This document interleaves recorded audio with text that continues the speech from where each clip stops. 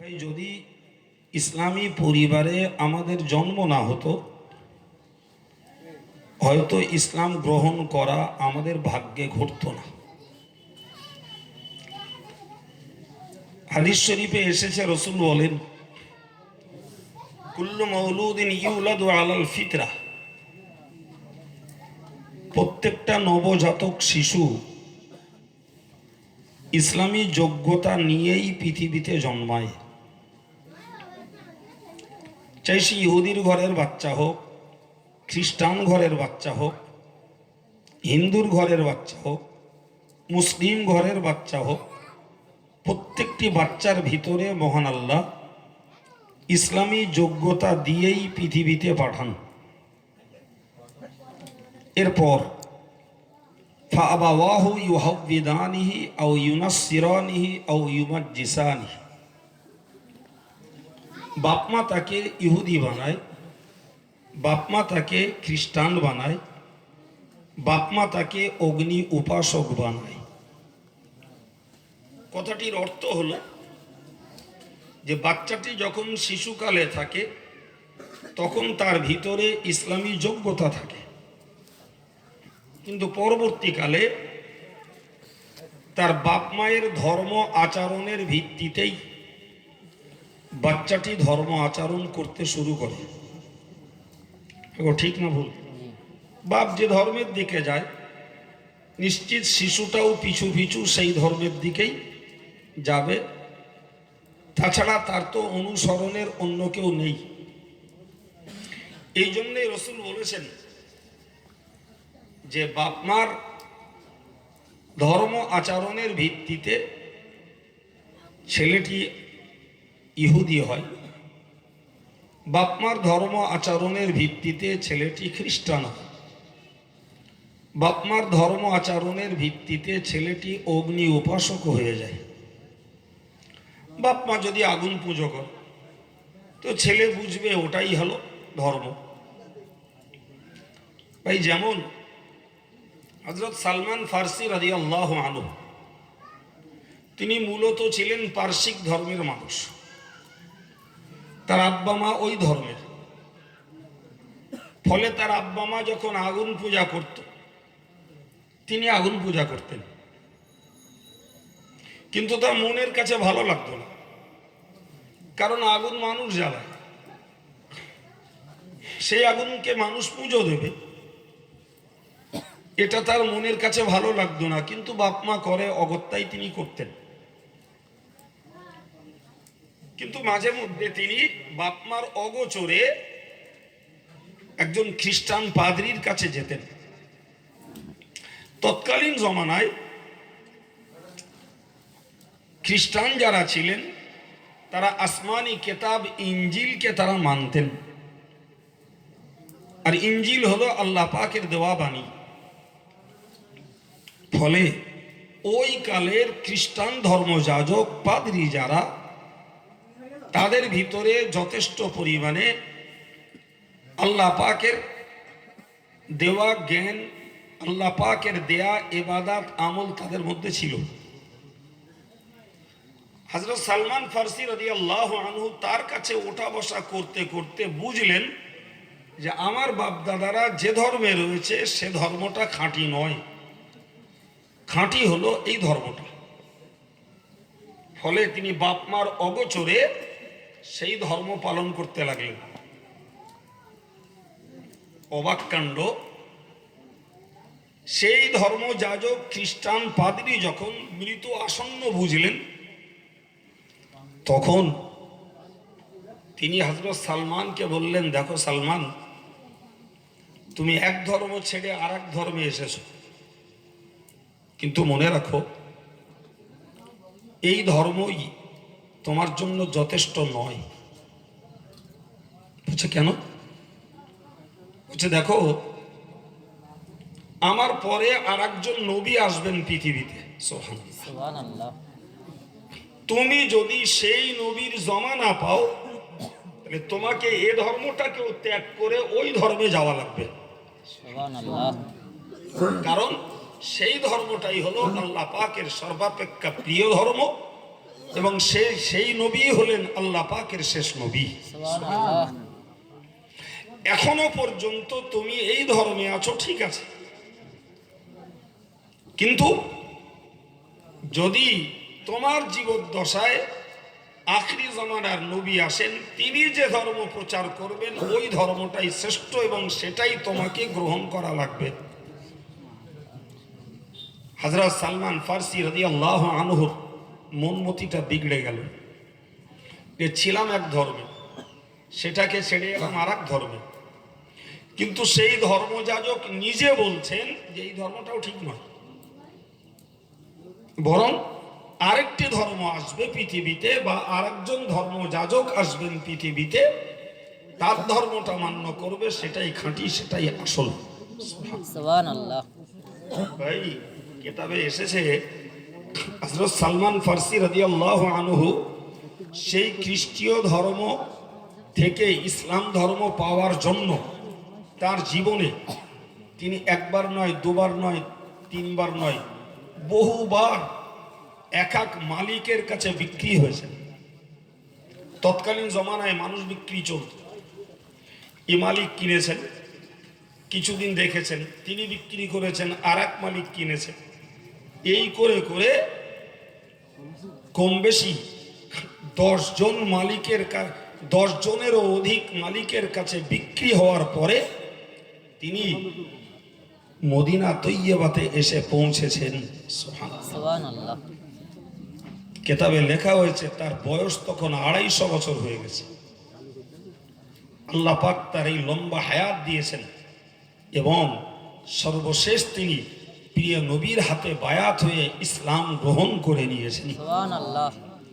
তখন তার মনের আশা আকাঙ্ক্ষা পূর্ণভাবে মিটেছে এবং তিনি মনের দিক দিয়ে তৃপ্তি পেয়েছেন। আমি যে হাদিসটাকে বোঝানোর জন্য খুব অল্প কথায় একটি ঐতিহাসিক ঘটনার দিকে আপনাদেরকে ইঙ্গিত করলাম, সেটি এইটা বোঝানোর যে সালমান ফারসির আব্বা মা তেনারা পারসিক ধর্মের মানুষ থাকায় সালমান ফারসিও পারসিক ধর্ম পালন করতেন, অথচ গোপনে গোপনে খ্রিস্টান ধর্ম যাজকের কাছে যাতায়াত করে সে ধর্মটা ভালো মনে করেছিল। কিন্তু তার বিদায়ের আগে তিনি বলে গেলেন যে ধর্মটাও সঠিক নয়, যিনি আখরি জমানার নবী আসবেন তুমি বেঁচে থাকলে সেই ধর্ম গ্রহণ করবে, ওইটাই সঠিক। সুবহানাল্লাহ। আমার বলার উদ্দেশ্য হয় তাহলে যে ইসলাম ধর্ম আল্লাহর কাছে প্রিয়, সারা পৃথিবীর সকল বাচ্চার ভিতরে মহান আল্লাহ সেই ইসলামী যোগ্যতা দিয়েই তবে তাকে পৃথিবীতে পাঠান। এখন আমার বোঝার ভাই, আমরা যারা মুসলমান আমাদের ব্যাপারে ওই হাদিস পাকে কিছু বলা নেই, কিন্তু আমাদের বুঝে নিতে হবে যদি ইহুদি ধর্মে জন্ম নেওয়ায় বাপমার দেখা দেখি ছেলে ইহুদি হয়, খ্রিস্টান ধর্মে জন্ম নেওয়ায় বাপমার দেখা দেখি যদি ছেলে খ্রিস্টান হয়, অগ্নি উপাসকের ধর্মে জন্ম নেওয়ায় বাপমার দেখা দেখি যদি ছেলে অগ্নি উপাসক হয়, তাহলে মুসলিম ঘরে জন্ম নিয়ে বাপমার দেখা দেখি ছেলে হতে পারে ধার্মিক অথবা অধার্মিক। ঠিক না ভুল? যে হাদিসের যুক্তি এটাই বলে। আমরা ইসলামের ঘরে, সুতরাং আমাদের পরিবারে যে বাচ্চাগুলো জন্ম নেবে এ বাচ্চাগুলো তার বাপমার দেখা দেখি তার ধর্ম জীবনটাও গড়বে। এখন বাপমা যদি আল্লাহওয়ালা হয়, আশা করা যায় ছেলেটি আল্লাহওয়ালার পথ ধরবে। বাপমা যদি আল্লাহ ভোলা হয়, তাহলে ছেলেটিও সেই আল্লাহ ভোলার পথই ধরবে। ঠিক না ভুল? সুতরাং আমাদেরকে মনে রাখতে হবে যে বাপমা যদি ধার্মিক আর ধার্মিকা না হয়, তাহলে ছেলেটার জীবনে যে ছবিটাই আসবে, জি সেই অধার্মিকের ছবিটাই ছেলের ভিতরে পড়বে। এর জন্য বাপমাকেও আল্লাহ পাকের কাছে কৈফিয়তের মুখোমুখি হতে হবে। এই জন্য আল্লাহ কোরআন শরীফে বলেছেন, ইয়া আইয়ুহাল্লাযীনা আমানু, ওগো ঈমানওয়ালারা, কু আনফুসাকুম ওয়া আহলিকুম নারা। ওগো ঈমানওয়ালারা, আমি আল্লাহ পাক তোমাদেরকে জানিয়ে দিলাম, তোমরা নিজেরা বাঁচো এবং তোমাদের পরিবারটাকে জাহান্নামের আগুন থেকে বাঁচাতে চেষ্টা করো। এ থেকে বুঝতে পারা যায় দুটি দিক। কোরআনের তফসির অনুযায়ী বোঝা যায়, নাম্বার 1 নিজেকে বাঁচার চেষ্টা করতে হবে, নাম্বার 2 নিজের পরিবারটাকে বাঁচাতে চেষ্টা করতে হবে। এখন আমি যদি হই আল্লাহওয়ালা, আমি যদি হই নামাজি মুসল্লি দিনদার, আমার পরিবারের বিবি বাচ্চা যদি আল্লাহ ভোলা হয়ে যায়, আমার পরিবারের বিবি বাচ্চা যদি আল্লাহর পথ হারিয়ে ফেলে, আর আমরা যদি সে ব্যাপারে তাদেরকে সজাগ না করি, সে ব্যাপারে তাদের প্রতি যদি আমরা কোনো দায়িত্ব পালন না করি, ওগো ইমানদার মুসলমান, মনে রাখতে হবে নিজে নিজেই ইবাদত আমল করে আল্লাহর কাছে ষোলো আনা রক্ষা পাবো না যতক্ষণ পর্যন্ত নিজের পরিবারটাকে আল্লাহর পথে ফেরাতে চেষ্টা না করব। মনে রাখা দরকার, নামাজ কালাম দিন শরীয়ত ইবাদত আমল সব কিছু করার পরেও বাচ্চাদের জন্য, বিবির জন্য হাসরের মহাময়দানে গার্জিয়ানকে জবাবদিহি করতে হবে। জি, ফলে শুধু ইসলামী পরিবারে জন্ম নেওয়াটাই আমাদের শেষ কাজ নয়, বরং ইসলামী গুণ এবং যোগ্যতা নিজের ভিতরে তৈরি করা আর বাচ্চাগুলোর ভিতরে তৈরি করতে চেষ্টা করাও আমাদের গুরু দায়িত্ব। ভাই, আজকের এখন আব্দুল কাইয়ুম ওয়াজ করছে, এরপরে শুনছি হাসিবুর রহমান সাহেব, আবার রজব আলী সাহেব। তো যে যার মতন আসবে, তার রুচি বিষয় নিয়ে দুটো কথা বলে যাবে, তো আমরা শুনলাম। কিন্তু সেই দুটো কথা যদি আমরা আগামী থেকে নিজেরা যদি কাজে না লাগাই, নিজেদের পরিবারে যদি সেইটিকে কাজে লাগাতে চেষ্টা না করি, তাহলে এই সুন্দর প্যান্ডেল আর আলেমদের চিন্তা ভাবনার এই কথা কি দাম থাকবে বাবু? এর দামটা কি? আলেম তো বলে বেরিয়ে যাবে, আলেম তো বলে বেরিয়ে যাবে, আর আমরা শোনা মানুষগুলো শুনেও নেব। তাহলে আমাদের একটা কথা ভাবতে হবে, যেটি শুনেছি সেটি নিজে পালন করব এবং নিজের পরিবারটাতে সেটাকে ফুটিয়ে তোলারও চেষ্টা করব, তবে তো এই খরচের শোধ উঠবে। হ্যাঁ গো, ঠিক না ভুল? একদম। ও আল্লাহর বান্দা, মনে রাখুন, আমি আপনাকে বোঝাতে চাইছি, মনে রেখে দিন, কোরআন শরীফে মহান আল্লাহ পাক জানিয়েছেন, আল-ইয়াওমা আকমালতু লাকুম দীনাকুম ওয়া আতমামতু আলাইকুম নি'মাতি ওয়া রাদিতু লাকুমুল ইসলাম দীনা। মহান আল্লাহ পাক কোরআন শরীফে বলেন, আল-ইয়াওমা আকমালতু লাকুম দীনাকুম। ওগো আমার বান্দা বান্দি, তোমরা মনে রাখো, তোমাদের জন্য তোমাদের ধর্মকে পূর্ণ করে দিলাম। জোরে বলো। আবার বললেন, আতমামতু আলাইকুম নি'মাতি। ওগো আমার বান্দা বান্দি, তোমাদের উপরে আমার নিয়ামতটাকেও পূর্ণ করে দিলাম। জোরে বলুন সুবহানাল্লাহ। ওয়ারাদিতু লাকুমুল ইসলাম দীনা। আমার বান্দা বান্দি, তোমরা মনে রাখো, ইসলামটাকে তোমাদের জন্য ধর্ম হিসাবে দিতে পেরে আমি আল্লাহ পাক সন্তুষ্ট হয়েছি। জোরে বলুন সুবহানাল্লাহ। তিনটে কথা। ইসলাম পূর্ণ ধর্ম, আল্লাহ পাকের নিয়ামত পূর্ণ, আর ইসলামটাকে ধর্ম হিসাবে দিয়ে আল্লাহ সন্তুষ্ট। তাহলে আমাদেরকে বুঝতে হবে যে ইসলাম ধর্ম যখন পূর্ণ ধর্ম, তাহলে একজন মুসলমানকে ধর্ম জীবন তৈরি করার জন্য অন্য কোনো ধর্মের কাছে ধার ঋণ কিছু করতে হবে না। যে আমার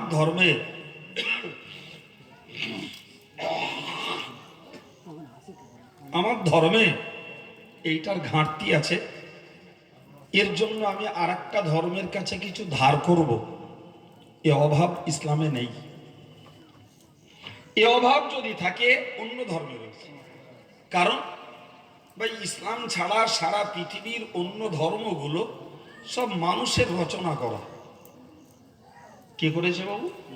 মানুষ। তো মানুষের জন্য কি শান্তির পথ দেখাবে?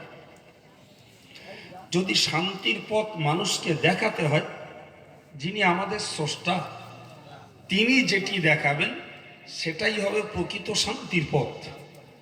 আর অন্যেরা যেটা দেখাবেন তাতে শান্তির পথ দেখালেও ভ্রান্তিরও সম্ভাবনা রয়েছে, কিন্তু মালিক যেটা দেখাবেন তাতে ভ্রান্তির কোনো সম্ভাবনা নেই। এই আত্মবিশ্বাসটা পৃথিবীর অন্য কোনো ধর্ম অবলম্বী মানুষের না থাকলেও আমাদের থাকা উচিত। আমি ছেলেদেরকে বলবো, জওয়ানদেরকে বলবো, জওয়ান যুবকেরা, পর্দার মায়েরা, মনে রাখুন আলহামদুলিল্লাহ আমরা যে ঘরের মানুষ, যে ইসলামটাকে আমরা গ্রহণ করেছি, ইসলাম যখন একটা পূর্ণাঙ্গ ধর্ম এবং আল্লাহ পাক আমাদের জন্য তার নিয়ামতটাকে যেমন পূর্ণ করে দিয়েছেন, তেমন ইসলামটাকে ধর্ম হিসাবে দিয়ে আমার আল্লাহ পাক সন্তুষ্ট যখন হয়েছেন, সুতরাং প্রতিটি মুসলমান জ্ঞানবান যারা, প্রত্যেকের উচিত কর্তব্য হলো ধর্ম যদি আমার করতে ইচ্ছা হয় তাহলে একান্ত ইসলাম ধর্মটাকেই আমার করা দরকার। অন্য কোনো ধর্মের রীতিনীতি, অন্য কোনো ধর্মের বিধিবিধান, অন্য কোনো ধর্মের আচার আচরণ আমার আপনার কাছে প্রিয় এবং পছন্দনীয় না হওয়াই উচিত, বরং ইসলাম ধর্মটাই আমার কাছে প্রিয় হোক, ইসলাম ধর্মের আচরণ আমলটাই আমার কাছে মধুর হোক। এটাই আমার আপনার প্রত্যেকের মন মানসিকতা থাকা দরকার। তবেই তো আমি নিজে ইসলাম যেমন পালন করতে পারবো, আমার বাচ্চাগুলোর ভিতরেও তেমন আমি ইসলামী জীবন প্রতিষ্ঠা করতেও চেষ্টা করব। তা যদি না করি ঠকা হবে ভাই, নিশ্চিত ঠকা। সুতরাং ইসলামকে যখন আল্লাহ ধর্ম হিসাবে আমাদের কাছে দিয়েছেন, তাহলে তার উপরেই আমাদের জীবনটা গড়তে হবে। আর এই জন্যই প্রত্যেকটা বাচ্চার ভিতরে আল্লাহ ইসলামী যোগ্যতা দিয়ে তবে পাঠান। আমার আল্লাহ পাক কোরআন শরীফে জানিয়েছেন, ওমাইয়াবতাগি গায়রাল ইসলামি দীনান ফালাই ইউকবালা মিনহু।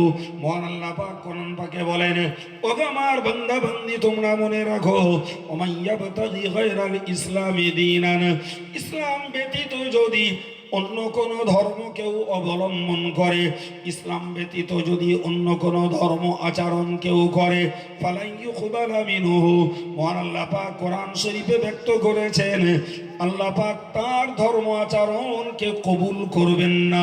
ওয়াফিল আখিরাতি মিনাল খাসিরিন, বরং ওই মানুষটা কিয়ামতের দিবসে ধ্বংসশীলদের অন্তর্গত হয়ে যাবে।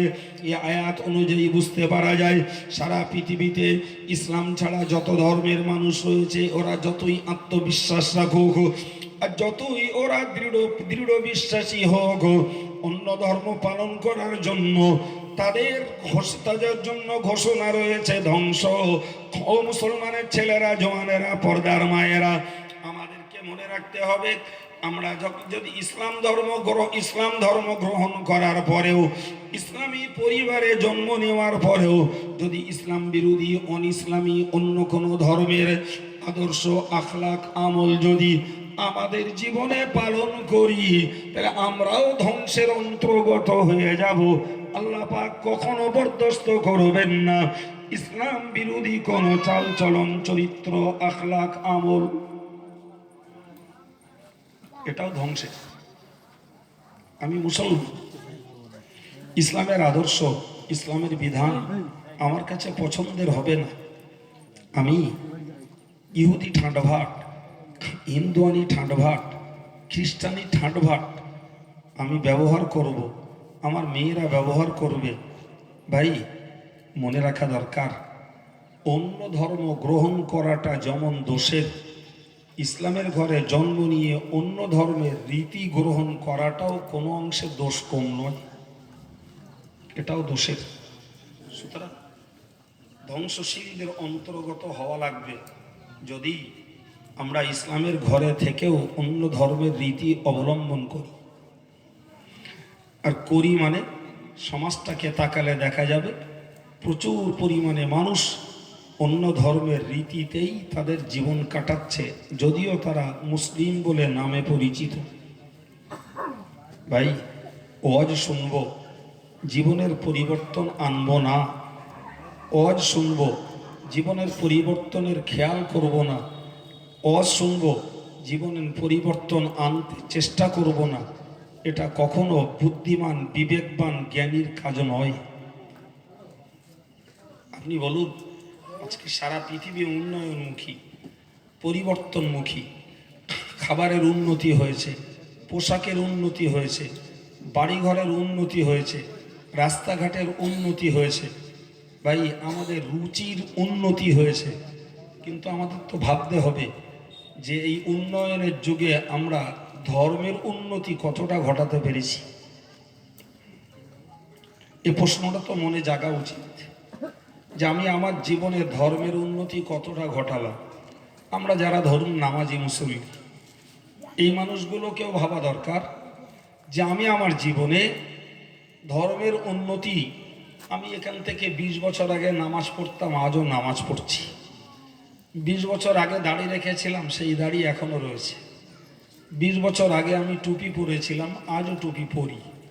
তাহলে 20 বছর আগে ধর্মের যে আচরণটা আমি নিয়েছিলাম, সেই আচরণটা আমার কাছে আছে আলহামদুলিল্লাহ, সেটা নষ্ট হয়নি, ঠিক আছে। কিন্তু এর অতিরিক্ত আমি আমার উন্নয়নের জন্য কি পদক্ষেপ নিয়েছি। সাপোজ আমি আমার বয়সটাও বেড়ে গেছে দুনিয়ার দৃষ্টিতে, আল্লাহর কাছে আমার বয়স কমে এসেছে, কিন্তু দুনিয়ার দৃষ্টিতে বয়স বেড়ে গেছে। সুতরাং বিদায় নেব যে কোনো মুহূর্তেই। শিশু থাকলে তবুও বলা যায় যুবক হব, যুবক হলে বলা যায় বুড়ো হব। জি, কিন্তু বুড়ো যখন হয়েই গেছি তখন তো ভাবতেই হয় আর নতুন করে বয়স পাওয়া যাবে না, বরং এরপরে যে কোনো মুহূর্তেই আমার বিদায় নেওয়ার পালা চলে আসবে। দেখো ঠিক না ভুল?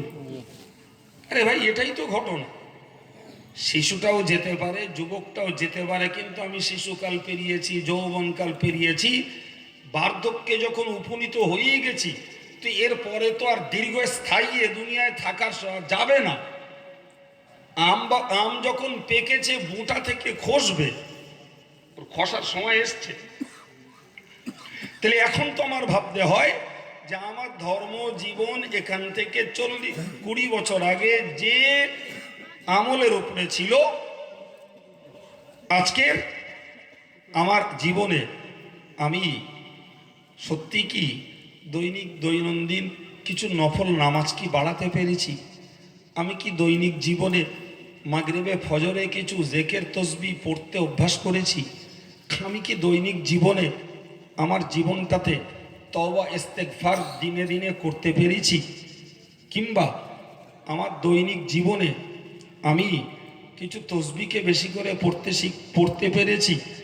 অথবা আমার বয়সটা বেড়েছে, ফলে আমার বিদায় নেওয়ার সময় হয়েই এসেছে, তো আমি শরীয়তের 5টা অন্যায় কাজ করতাম, সে অন্যায়গুলো কি ছাড়তে পেরেছি? জি, এইগুলো যদি কেউ ক্যালকুলেশন করতে পারে, কেউ যদি ভাবতে পারে, এইগুলোর সমীক্ষা যদি কেউ করতে পারে, তবেই তো বোঝা যাবে ধার্মিকের জীবনটা উন্নত হয়েছে। ঠিক না ভুল? 20 বছর আগে যা ছিলাম তাই রইল, তাহলে আমার ভালোর পরিবর্তন হলো নাকি? পাশাপাশি যুবকদেরকে মনে রাখতে হবে, হে জওয়ান ছেলেরা, যুবকেরা, আমি বহুদিন ধরে ওয়াজ শুনছি, কাইয়ুম সাহেবকে ভালোবাসি, রজব আলী সাহেবকে ভালোবাসি, হাসিবুর সাহেবকে ভালোবাসি, আরও 5টা আলেমদেরকে ভালোবাসি। তাদের কাছ থেকে জীবনে অনেক মনোমুগ্ধকর, অনেক জ্ঞানমূলক, অনেক বুঝমূলক বক্তৃতা শুনেছি। আমার জীবনটাতে আমি কিসের উন্নতি আনতে পেরেছি? যাই হোক, 10 বছর সভা শুনছি কি 5 বছর সভা শুনছি, এই 5টা বছর সভা শুনে আমার জীবনে কি উন্নতি আনতে পেরেছি? আমি কি বেনামাজি ছিলাম, নামাজি হতে পেরেছি? আমি কি তাস পেটাতাম, তাস খেলাটা কি বন্ধ করতে পেরেছি? আমি জুয়া খেলায় আসক্ত ছিলাম, জুয়াটাকে ছাড়তে পেরেছি? আমি মদের প্রতি আসক্ত ছিলাম, মদটাকে কি ত্যাগ করতে পেরেছি? আমার নিজের মনের কাছে, নিজের মনের বিবেকের কাছে প্রশ্ন করা দরকার। যদি মনে হয় না না, আমি জীবনে 5 বছর হুজুর ভক্তি করেছি, আলেম ভক্তি করেছি, আলেমের ওয়াজ শুনেছি যথেষ্ট পরিমাণে, কিন্তু এখনো পর্যন্ত আমার জীবন থেকে খারাপটাকে দূর করে ভালোটাকে আমার জীবনে ঘটাতে পারিনি, তাহলে বুঝতে হবে আমার জীবনে তো ধর্মীয় উন্নতি আসেনি। ভাই, এই আত্মসমীক্ষা যদি না করা যায় ভাই, বিশ্বাস করুন, এই ছেলেদের খরচ আর আমাদের মাথার যন্ত্রণা আর আপনাদের এই মূল্যবান সময় ব্যয় করা, জি 16 আনা লাভ হবে না ভাই। একটা লাভ হবে, এই কোরআনের তফসির, হাদিসের ব্যাখ্যাগুলো শুনছি, এর বিনিময়ে কিছু সওয়াব হবে। কিন্তু ওয়াজ বন্ধ, সওয়াব বন্ধ, এরপরে আর নয়। জি ও ভাইরা আমার, মনে রেখে দিন, আমি আপনাকে বুঝিয়ে বলতে চেয়েছি। সুতরাং আমাদেরকে মনে রাখা দরকার যে আমাদের জীবনে ধর্মের উন্নতি ঘটাতে হবে, ধর্মের দিকে জীবনটাকে পরিবর্তন করতে হবে। মনে রাখুন, আমার আল্লাহ পাক কোরআন শরীফে জানিয়েছেন, আফামান শারাহাল্লাহু সাদরাহু লিল ইসলাম ফাহুয়া আলা নূরিম মির রাব্বিহি ফাওয়াইলুল লিল কাসিয়াতি কুলুবুহুম আন যিকরিল্লাহ। মহান আল্লাহ পাক কোরআন শরীফে জানিয়েছেন, আফামান শারাহাল্লাহু সাদরাহু লিল ইসলাম, যাদের সিনাটাকে আমি আল্লাহ ইসলামের জন্য প্রশস্ত করে দিয়েছি, ফাহুয়া আলা নূরিম মির রাব্বিহি, তারা তাদের প্রভুর হেদায়েতের উপরে প্রতিষ্ঠিত রয়েছে। সুতরাং ভাই, ইসলাম গ্রহণ করা আর ইসলামী পরিবারে জন্ম নেওয়াটাও এলোথেলো ভাবলে হবে না, এটাকেও এক বাক্যে মনে রাখতে হবে, আমার আল্লাহ পাকের দান, এটা আমার আল্লাহর দয়া, যেই ঘরে আমাকে পাঠিয়েছেন এবং ইসলামটাকে জানতে বুঝতে আল্লাহ পাক আমাকে কিছু সুযোগ দিয়েছেন। ঠিক না ভুল? ওই আমরা তো ইসলামের ঘরে জন্ম নিয়েছি, এর জন্য তো আল্লাহ শুকরিয়া আদায় করে কোনোদিন আলহামদুলিল্লাহ বলিনি, যে আলহামদুলিল্লাহ আল্লাহ অন্তত একটি মুসলিম পরিবারে আমাকে পাঠিয়েছেন, ইচ্ছাটা তার, তিনি আমাকে পাঠিয়েছেন, আলহামদুলিল্লাহ। এ কথা তো মনে আসেনি কি? আলহামদুলিল্লাহ আমরা দুটো যোগ্য আলেমকে পেয়ে কিছু ধর্মের জ্ঞান অর্জন করতে পারছি, যে কারণে ধর্মের প্রতি আমাদের একটি আকর্ষণ তৈরি হচ্ছে, আলহামদুলিল্লাহ। কই এমনটাও তো আমরা বলতে শিখিনি বাবু। জি ভাইরা আমার, কোরআন শরীফে মহান আল্লাহ বললেন, আমি যাদেরকে ইসলামের জন্য সিনাটাকে প্রশস্ত করে দিয়েছি, ইসলামটাকে গ্রহণের জন্য, ইসলামী জীবনযাপন করার জন্য আমি আল্লাহ সিনাটাকে যাদের প্রশস্ত করেছি, ফাহুয়া আলা নূরিম মির রাব্বিহি, তারা তাদের প্রভুর হেদায়েতের উপরে প্রতিষ্ঠিত রয়েছে। জোরে বলুন সুবহানাল্লাহ। কিন্তু পরক্ষণই আমার আল্লাহ বলেছেন, ফাওয়াইলুল লিল কাসিয়াতি কুলুবুহুম আন যিকরিল্লাহ। ওগো আমার বান্দা বান্দি, তোমরা মনে রাখো, যাদের অন্তরটা আল্লাহর জিকির থেকে বিকে গেছে, আল্লাহর জিকির থেকে যাদের অন্তর বিমুখ হয়েছে, আল্লাহর জিকির থেকে যাদের অন্তর অন্যমুখ হয়ে গেছে, আমি আল্লাহ পাক জানিয়ে দিলাম, তাদের জন্য আফসোস, তাদের জন্য পরিতাপ, অথবা দোজখের অয়েল নামক অংশ হলো তাদের ঠিকানা। একবার বলুন নাউজুবিল্লাহ। একদিকে যেমন বলেছেন যে ইসলামটাকে যারা গ্রহণ করেছে, আর আমি আল্লাহ তাদের সিনাটাকে, তাদের বুকটাকে ইসলাম গ্রহণের জন্য প্রশস্ত করে দিয়েছি, তারা তাদের প্রভুর হেদায়েতের উপরে প্রতিষ্ঠিত রয়েছে। ও পর্যন্ত তো একজন মুসলমানের প্রশংসা, তাই না বাবু? এখন তাই তো? জি হ্যাঁ, একটু বুঝে নেন, আমি তো মাথাতে বের করে করে ঝেড়ে দিয়ে বেরিয়ে যাব। এ পর্যন্ত তো প্রশংসা, কিন্তু পরেই ওই আয়াত পাকি যে বাক্যটা বললেন, ফাওয়াইলুল লিল কাসিয়াতি কুলুবুহুম আন যিকরিল্লাহ, পরিতাপ হলো ওদের জন্য যাদের অন্তরটা আল্লাহর জিকির থেকে, আল্লাহর স্মরণ থেকে, আল্লাহর কথা মনে রেখে জীবন চালনা করা থেকে যারা টেরা বেঁকা হয়ে গেছে, এদের জন্য আফসোস। ওদের জন্য রয়েছে দোজখের অয়েল নামক একটা অংশ।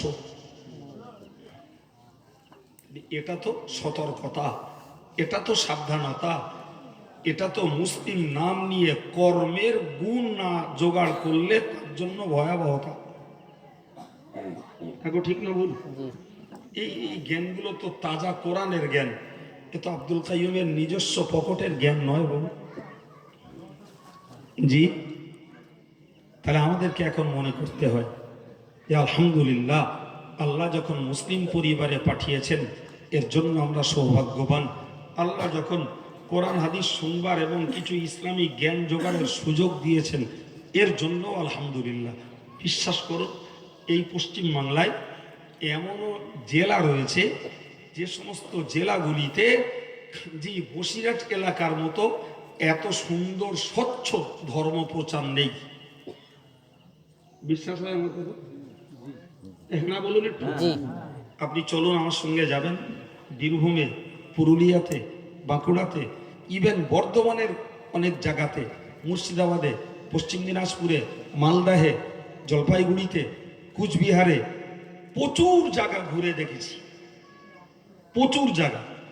জি, এমন এমন জায়গা রয়েছে যেখানে ইসলামী জ্ঞান চর্চা করার মতো কোনো পরিবেশ পরিকল্পনা কিচ্ছু নেই, শুধু নামকে অস্তে তারা মুসলমান। আলহামদুলিল্লাহ, বসিরহাট এলাকার মানুষ যে 5টা আলেমের কাছ থেকে ধর্ম জ্ঞান সংগ্রহ করে করে এরা যা তাজা হয়েছে, এরা যা টঘর তৈরি হয়েছে, ভাই একটা সাধারণ শ্রোতাকে তুলে দিলেও সে অনেক জ্ঞানের কথা ধর্মের পক্ষে বলতে পারবে। পারবে না মনে হয়? জি, মালদার এক জায়গায় ওয়াজে গেছি, জানেন? ওয়াজে গেছি, তা গিয়ে দরুদ শরীফ পড়াচ্ছি, প্রথমেই উঠে একজন উঠে হেঁকে বললে, হুজুর ও আপনি পড়েন, আমরা পড়ব না। সর্বনাশ, কার কাছে এই জিজ্ঞেস করতে? জি, যাক গে যাক, আমি পড়লুম এক লাগে, পড়ে টড়ে অশুরু করলো। জি, তো তারা আবার একটু হাত জ্বালা মারালো। আমি ওই ওদের ওই মতবাদ, ওদের ওই হাত ঝাড়া মারামারি এসব ব্যাপারে 2-1টা হাদিস বলেছে আর ওয়াজ করতেছে। তা উঠে সব উঠে বলতেছে, হুজুর ও তো আপনি আমাকে বিরুদ্ধে বলতেছেন। আমি কই আপনাদের বিরুদ্ধে বললাম? আমি তো কোরআন হাদিস বলতেছি। তখন না বুঝে যাচ্ছিস আমরা, ও সব আমাকে বিরুদ্ধে যাচ্ছে।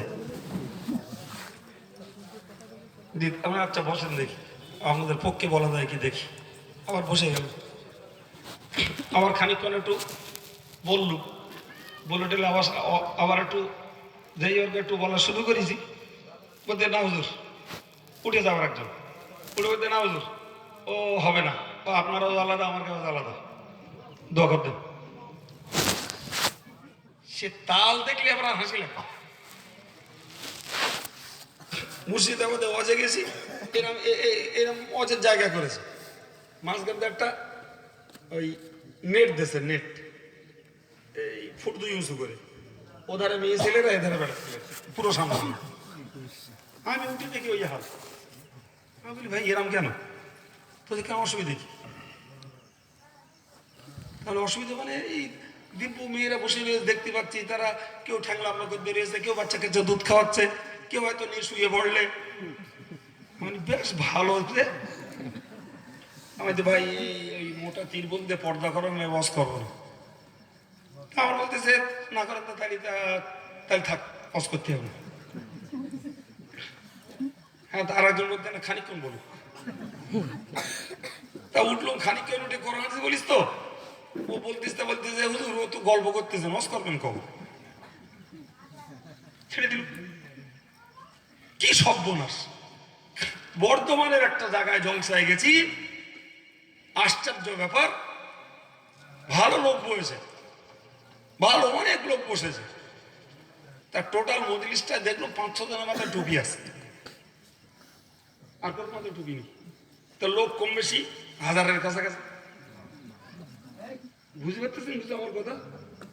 এই পশ্চিমবাংলার কথা বলছি। আমি মূর্তি উঠে বলেছি, আমি ভাই তা আপনারা সবাই এসেছেন, বসার হল বলছি, কেউ আলগা গায়ে, কারো কোমরে গামছা বাঁধা, সে এক এক তাল সে থাকা। আমি ভাই একটু করোনাদি শুনবেন তো অন্তত একটু উজু হয়ে একটা জামা পরে মাথায় টুপি পরে বসে। তো বলতে হুজুর বলেন বলেন, আমরা এবার শুনতেছি।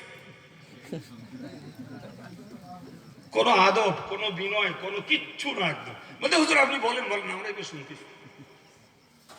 হয়ে গেল। বললাম বসিরহাট এলাকার মানুষদের সৌভাগ্য যে আল্লাহ পাক 5টা আলেম দিয়েছে। জি, 5 রকমের কথা, জ্ঞানের কথা শুনতে শুনতে আমাদের আম জনতাগুলো, যুবক ছেলেগুলো পর্যন্ত, এরা ধর্ম হয়তো এখনো ততটা করে উঠতে পারিনি, কিন্তু ধর্মের সেন্স আলহামদুলিল্লাহ এদের কম নেই। ঠিক না ভুল? জি ভাই, আমি এই জন্য বলেছি যে ইসলাম ধর্মে জন্ম নিয়েছি, এর জন্য আল্লাহ শুকরিয়া আদায় করা উচিত। আর অন্তত ধর্ম জ্ঞান কিছু জোগাড় করতে পারছি, এর জন্য আমাদের শুকরিয়া আদায় করা উচিত। কিন্তু বাবু মনে রাখতে হবে, কোরআনের বক্তব্য, যদি তোমরা আল্লাহ স্মরণ ভুলে চলো তাহলে তোমাদের জন্য পরিতাপ, আফসোস। আমার আল্লাহ পাক কোরআন শরীফে বলেছেন, ওমান আ'রাদা আন যিকরি ফাইন্না লাহু মাঈশাতান দানকা ওয়া নাহশুরুহু ইয়াওমাল কিয়ামাতি আ'মা। আমার আল্লাহ পাক কোরআন শরীফে বলেন, যারা আমার বিধি বিধান থেকে মুখ ফিরিয়ে নিয়েছে, আমার বিধি ব্যবস্থা থেকে যারা মুখ ফিরিয়ে নিয়েছে, ফাইন্না লাহু মাঈশাতান দানকা, আমি আল্লাহ তাদের জীবন ধারণটাকে সংকীর্ণ করে দেব, জীবন ধারণটাকে আমি আল্লাহ খাটো করে দেব। বিশ্বাস করুন, আমরা যত মানুষ মজলিসটাতে বসেছি আর কত মানুষকে জানি বাবু, খাওয়া পড়ায় আমরা ভালোই ভদ্র হয়েছি, বাড়ি ঘরে আমরা উন্নতি ঘটিয়েছি, কিন্তু প্রত্যেকের যদি একটু আপন করে জিজ্ঞাসা করে দেখেন, প্রত্যেকটা মানুষ মানসিক কষ্টে ভুগছে, সংসারকে কেন্দ্র করে, ব্যবসাকে কেন্দ্র করে, রাজনীতির চাপানুতোরকে কেন্দ্র করে যে পরিবেশটাতে বাস করে, সেই পরিবেশের চাপাচাপকে কেন্দ্র করে সকল মানুষ বললে ভুল হবে না, মনের কষ্ট সবার মধ্যে রয়েছে। আছে না নেই? টাকা আছে, শিক্ষা আছে, বড় লোক, ভালো বাড়ি গাড়ি আছে, কিন্তু মনের কষ্ট দূর হয়নি। বাবা ভুল বলছি মনে হচ্ছে? আপনি যে কোনো একটা লোককে কাছে বসিয়ে একটু মহব্বত করে জিজ্ঞেস করে দেখবেন, হু করে গাদা কথা বলে দেবে, এই কষ্ট ওই কষ্ট, ছেলের বেদিয়ে কষ্ট, মেয়ের বেদিয়ে কষ্ট, জি বাড়ির গিন্নিরা নিয়েও ভুগছি, এই পাশে এত এই দুর্ব্যবহার, এই অত্যাচার, এই জমি নিয়ে গন্ডগোল, এই ব্যবসা নিয়ে গন্ডগোল, এই রাজনীতি নিয়ে চাপানুতোর, হ্যাঁ ঝুড়ি বলে দেবে। ঠিক বলছি না ভুল বলছি? ওটাই হচ্ছে সংকীর্ণতা, ওটাই হচ্ছে সংকীর্ণতা। জি, আল্লাহ পাকের বিধান থেকে মুখ ফিরিয়ে নিলে অবশ্যই আমাদের জীবনে কষ্ট, সংকীর্ণতা দূর হবে না। বাবা ভাইরা আমার, সেই সমাজে বাস করবে একজন দিনদার ধার্মিক আল্লাহওয়ালা মেয়ে মরদ, বিশ্বাস করুন হয়তোবা তাকেও কিছু কষ্ট পেতে হয়, ভুল বুঝলে হবে না বাবা। আমার নবী পাক সাল্লাল্লাহু আলাইহি ওয়াসাল্লাম 100% তিনি আল্লাহর প্রিয়, আল্লাহ প্রিয়। এরপরেও দেখতে পাওয়া গেছে আমার নবীর জীবনটাও যথেষ্ট কষ্টের ভিতর দিয়ে চলেছে, যথেষ্ট নবীর জীবনটাও অস্বস্তির ভিতর দিয়ে চলেছে। কারণ না, একদিকে যেমন তার ক্ষুধার জ্বালা, অপরদিকে সামাজিক অত্যাচার, আর একদিকে ধর্মীয় অত্যাচার, গোটা আরব সাম্রাজ্য তার এগেনস্টে তিনি একলা। আর একদিকে ও ভাইরা আমার, তো আপনার মনে প্রশ্ন জাগতেই পারে যে হুজুর, রসুল পাক সাল্লাল্লাহু আলাইহি ওয়াসাল্লামের মতো একজন নিখুঁত আল্লাহ প্রিয় মানুষটারও তো কষ্ট ছিল। জি অবশ্যই ছিল, কিন্তু কেন? কিন্তু কেন? একটু ভাবলেই বুঝবেন নবীর জীবনের কষ্ট ছিল সত্য সত্যই নিজের জন্য নয় গো, নিজের সংসারের জন্য নয়, নিজের বিবি বাচ্চাদের জন্য নয়, বরং নবীর জীবনের কষ্ট ছিল মক্কার ইহুদি খ্রিস্টান মুশরিক কাফেরদেরকে তিনি জাহান্নাম থেকে বাঁচিয়ে জান্নাতের পথ দেখাতে গেছিলেন। এইটাই ছিল নবীর জীবনের কষ্ট। নবী যদি ওদেরকে পথ না দেখাতে যেতেন, নবীর জীবনে কষ্ট ছিল না। নবী ওদের কল্যাণ চেয়েছেন, ওদের মঙ্গল চেয়েছেন, ওদের ভালাই চেয়েছেন। পরে নবী পাককে তারা কষ্ট দিয়েছে। এ জাতি নিজের ভালো নিজে চাইনি, নিজের কল্যাণ নিজের মঙ্গল নিজে চাইনি, অগত্যা তারা নবীর প্রতি দুর্ব্যবহার করেছে। আজকে 1400 বছর পরে দেখুন না, বিশ্বাস করুন, দেশের হাক্কানি আলেমরা যদি হক কথা না বলতেন এদের গাল শুনতে হতো না। হাক্কানি আলেমরা হক কথা না বললে এদের সমালোচনা হতো না, এদের শত্রু তৈরি হতো না। এরা যদি গা বাঁচিয়ে পিঠ বাঁচিয়ে পেলেন দুটো অজ করে চলে যেত, গাল ফজিয়াত কুৎসা মন্দ কিছু এদেরকে শুনতে হতো না। হক কথা বলে জাতিটাকে হকের পথ দেখাতে চেয়েছে, জাতিটাকে বেদিনী বেহেদায়েত থেকে হেদায়েতের পথে যারাই আনতে গেছে তাদেরকে যথারীতি কিছু অত্যাচার অবিচার গাল ফজিয়াত কুৎসা বদনাম তো ভোগ করতেই হয়েছে। ঠিক না ভুল? জি। ওরে ভাইরে, আজকের কায়ুম্মাতিন রজব আলী শুধু এরা নয় গো, আমাদের ঊর্ধ্বতন কাকে বলবেন? দরগাবুরি সাহেব, বসিরহাট হুজুর, ফুরফুরা পীর সাহেব, জি, দেশের যত আলেম ওলামা পীর বুজুর্গ হক পথে থেকে যারা মানুষকে হেদায়েতের দিকে ডাক দিয়েছে, মানুষকে যারা কল্যাণের দিকে মঙ্গলের দিকে ডেকেছে, ভাই সবার উপরেই আর এক শ্রেণীর লোকেদের অত্যাচার অবিচার অনাচার গালফজিয়াত কুৎসা বদনাম বৃষ্টির মতো ঝরেছে। এই বোঝেননি কথা?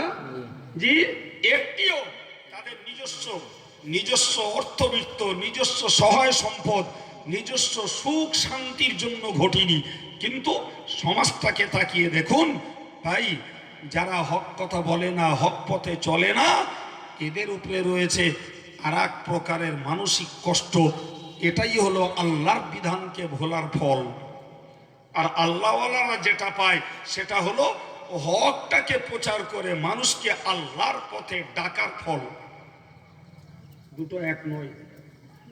নবীর কষ্ট পাওয়া আর নবীর আদর্শের আলেমদের কষ্ট পাওয়া এক জিনিস, আর ইসলামী বিধি বিধানকে ত্যাগ করে দিয়ে কষ্ট পাওয়াটা আর এক জিনিস। দুটো দেখতে একরকম কিন্তু অনুভবে একরকম। ভাই অ্যাকচুয়াল দুটোর পুরস্কার আলাদা। দুটো পুরস্কার কি আলাদা? একদম। আপনি আপনার সমাজে দেখুন, আপনি আপনার সমাজে যদি ন্যায়ের পথে চলেন, আপনার সমাজও আপনাকে ভালো চোখে নেবে না। এই নেবে মনে হচ্ছে? না। একদম না। আপনি সহজে প্রমাণ নেন। ভাই একজন লোক যদি সমাজের মাটিতে তিনি যদি মনে করুন পনের স্বাদই খাবেন না বলে তিনি স্থির সিদ্ধান্ত নিয়েছেন, আচ্ছা পনের স্বাদই নিঃসন্দেহে না খাওয়াটা ভালো। জি, কেউ হয়তো পাল্লায় পড়ে খায় লৌকিকতা সামাজিকতা বন্ধুত্ব রক্ষা করতে, কিন্তু যদি কেউ না খায় তাহলে এই লোকটা একটা মৌলিক ভালো কাজ করছে, স্বীকার করতে হবে না? হবে না? জি। কথা বলেন। জি। হ্যাঁ, আপনি বলবেন যে লোকটা পনের স্বাদই খায় না, ভাই ওই লোকটাকেও জাতি সমাজকে সুস্থ রাখে না। কেন গো? সে লোক তো অন্যায় করিনি, সে লোক তো ভালো কাজ করছে। বলেন, সে লোক তো অন্যায় করিনি, সে লোক তো একটা ভালো কাজ করছে রে বাবা। তাই ভালো কাজের উপরে থাকার পরেও কেন তাকে সমালোচিত আর কোণঠাসা হতে হয়? জি, অথচ তারা সবাই মুসলিম, সবাই মুসলিম।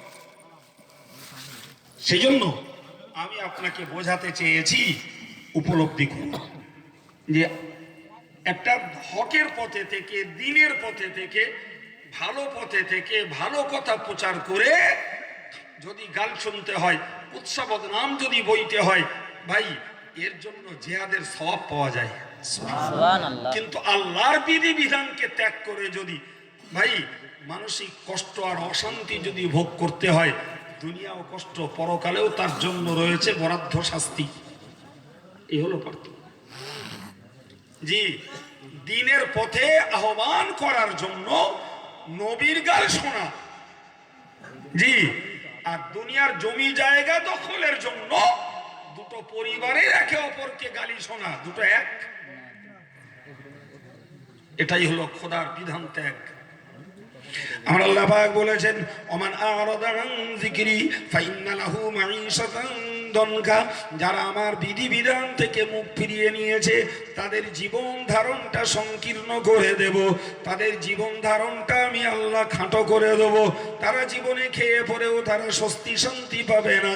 আমার আল্লাহ পাক কোরআন শরীফে আরো জানিয়েছেন, ওয়ানাহশুরুহু ইয়াউমাল কিয়ামাতি আমাক, ওই মানুষগুলোকে মহান আল্লাহ কিয়ামতের দিবসে অন্ধ করে তুলবেন। পরিষ্কার বলেছেন, আমি আল্লাহ তাদেরকে অন্ধ করে ওঠাবো। কেন গো? চোখ ছিল তো, রীতিমতো জ্বলন্ত চোখ রয়েছে, অথচ আল্লাহ কিয়ামতের দিনে অন্ধ করে তুলবেন। চোখ থাকতে থাকতেই মরবো, এরপরেও আল্লাহ অন্ধ করে তুলবেন। হাসরের মহাময়দানে কিয়ামতের কঠিন দিবসে যখন অন্ধ হয়ে উঠবে, ওই সময় মানুষগুলো বলবে, ক্বালা রব্বি লিমা হাসারতানি আ'মা, ওই সময় বলবে, রব্বুল আলামিন কেন আপনি আমাদেরকে অন্ধ করে তুললেন? ওয়াকাদ কুনতু বাসীরা, আমরা তো পৃথিবীতে চোখওয়ালা ছিলাম, আমরা তো ভালো দেখতে পেতাম, আজকের কেন অন্ধ হয়ে উঠলাম? আজকের কেন অন্ধ করে আপনি তুললেন? আমার আল্লাহ বলবেন, ক্বালা কাযালিকা আতাতকা আয়াতুনা ফানাসিতাহা, ওগো আমার বান্দা বান্দি, কাযালিকা আতাতকা আয়াতুনা, তোমার কাছে গেছিল আমার আয়াতগুলি, আমার কোরআনের ধারা বর্ণনা, আমার প্রিয় নবীর হাদিসের ধারা বর্ণনা তোমার কর্ণকুয়ারে পৌঁছেছিল, তোমার কাছে গেছিল আমার হুকুম, আমার বিধান, আমার ব্যবস্থাপনা, অথচ নাসিতাহা, তুমি সেগুলোকে ভুলে গেছিলে। দেখো দেখো, শুনেও শোনো, আজকে অন্ধ করে তুলেছি, তোমার আপত্তি, তোমার ক্ষোভ, তোমার অভিমান, কিন্তু তুমি বলো তো, জি, আমার আয়াতগুলো যখন গেছিল তুমি তো কালা ছিলে না, শুনতে পেতে? জি, তুমি তো আমার আয়াতগুলো গেছিল সেগুলো তো দেখতেও পেতে, তুমি দেখোও নি, শুনেও নি। আমার বান্দা বান্দি, তোমরা মনে রাখো, দুনিয়ার জীবনে তুমি যেমন আমার আয়াতগুলোকে ভুলে গেছিলে, আজকের আমি আল্লাহ তোমাদেরকে ভুলে গেলাম, তোমাদেরও সেই রূপ ভুলে যাওয়াই হলো।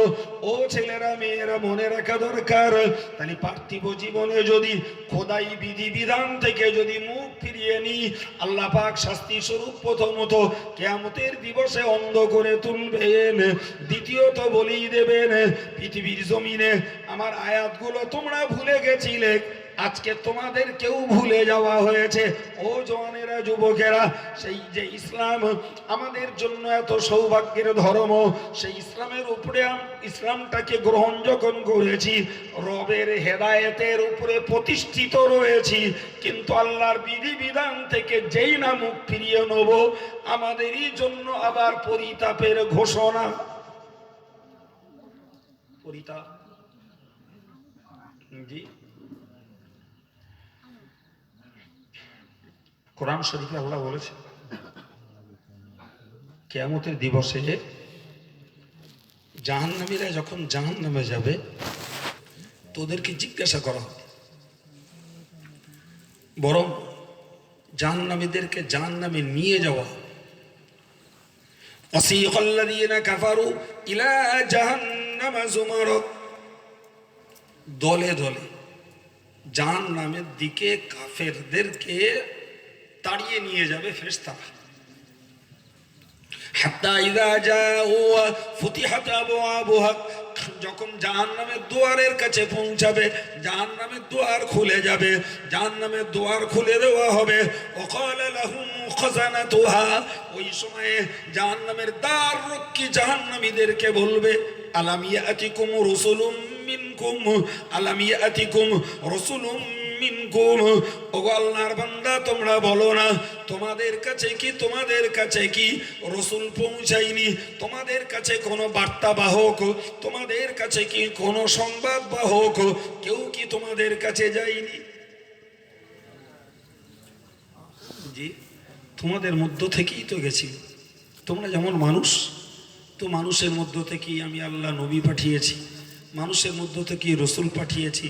রসুলের জমানা খতম হয়েছে, সেই মানুষের মধ্য থেকেই রসুলের কথা বলার জন্য আলেমে দিন এবং নবীর যারা ওয়ারেস উত্তর অধিকারী, তারা কি যায়নি? কেউ যায়নি তোমাদের কাছে? এবং ইয়াতলুনা আলাইকুম আয়াতি রাব্বিকুম, ওগো বলো না তোমরা তোমাদের রবের, তোমাদের প্রভুর কোরআনের আয়াতগুলো কি তোমাদেরকে পড়ে পড়ে শোনায়নি? হ্যাঁ গো বাবা, শোনানো হচ্ছে না, হয় না? জি উঠে পর্যন্ত কোরআন হাদিস ছাড়া কিছু বলেছি? না। আল্লাহ কিয়ামতের দিনে জাহান্নামের দ্বার রক্ষী জিজ্ঞাসা করবেন যে তোমাদের কাছে কি আল্লাহর পক্ষ থেকে রসুল যায়নি যারা তোমাদেরই জাতির, এবং তারা কি কোরআন শরীফকে তেলাওয়াত করেনি? ওয়ায়ুনদিরুনাকুম লিকা ইয়াউমিকুম হাযা, এবং তারা কি ভয় দেখায়নি তোমাদেরকে যে আজকের এই দিনটাতে তথা কিয়ামতের এই দিনটাতে, হাসরের দিবসটাতে তোমাদেরকে সাক্ষাৎ করতে হবে, হাসরের এই দিবসটাতে তোমাদেরকে আশা লাগবে, এ ব্যাপারে কি তোমাদেরকে সতর্ক করে দেয়নি?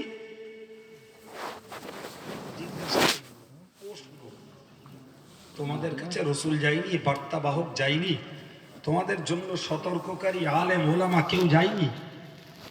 জি, যারা তোমাদেরকে সাবধান করবে, সতর্ক করবে। এই ইসমাইল নিয়ে ওঠে।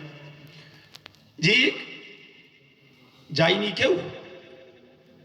ওই সময়ে তারা বলবে কওলু বালা, হ্যাঁ হ্যাঁ অবশ্যই আমাদের কাছে এসেছিল, আমাদের কাছে এসেছিল নবীরা, আমাদের কাছে এসেছিল রসুলেরা, আমাদের কাছে এসেছিল আলেম ওলামারা, আমাদের কাছে এসেছিল, রীতিমতো কোরআনের বর্ণনাগুলো ব্যক্ত করেছিল, কিন্তু ঘটনা ঘটেছে ওয়ালাকিন হাক্কাত কালিমাতুল আযাবি আলাল কাফিরিন, কিন্তু কাফেরদের জন্য আযাবটাই সাব্যস্ত হয়ে রয়েছে। ফলে আয়াতগুলো আমরা ভুলে গেছি, রসুলকে মূল্য দেইনি ভুলে গেছি, আলেমদেরকে মূল্য দেইনি ভুলে গেছি, সেই আযাব আজ আমাদের জন্য বরাদ্দ হয়েছে। ও ভাইরা আমার, ইমানদারেরা, জওয়ানেরা, আমি যে আয়াত পাক পড়লাম সে আয়াত পাকে কাফেরদের কথা ঘোষিত রয়েছে, কিন্তু মনে রাখুন সুন্নতুল জামাতের আকীদা, সুন্নতুল জামাতের আকীদা, কাফেররা যখন জাহান্নামে যাবে, ইমানদার গুনাহগারেরা বিনা তওবায় মরলে এদেরকেও জাহান্নামে যেতে হবে। আমার এই হুবহু বাক্যটাকে মুখস্থ করুন। কাফেররা যেমন জাহান্নামে যাবে, ইমানদার গুনাহগারেরা বিনা তওবায় মরলে এদেরকেও জাহান্নামে যেতে হবে। বোঝা গেছে? আমরা এই দলের ঈমান আছে, নেকির কাজও করি, আবার গুনার কাজও করে বসি। শুধুমাত্র পার্থক্য হবে একটি জায়গায়। কাফেরদের সম্পর্কে মহান আল্লাহ জানিয়েছেন ফি নারি জাহান্নামা খালিদিনা ফিহা আবাদা, কাফেরেরা জাহান্নামে যাবে চিরকালের জন্য, কাফেরেরা জাহান্নামে যাবে চিরকালের জন্য। ভাইরা আমার, আর ইমানদার গুনাহগারেরা জাহান্নামে যাবে, আবার একটা সময়ে তারা প্রিয় নবীর শাফাতের ওসিলায় জাহান্নাম থেকে মুক্তি পেয়ে জান্নাতের যোগ্য হবে। সুবহানাল্লাহ। গত 4-5 দিন আগে না, 4-5 দিন, 1 সপ্তাহ আগে ভাই বাংলাদেশের এক বক্তার বক্তৃতা শুনছিলাম।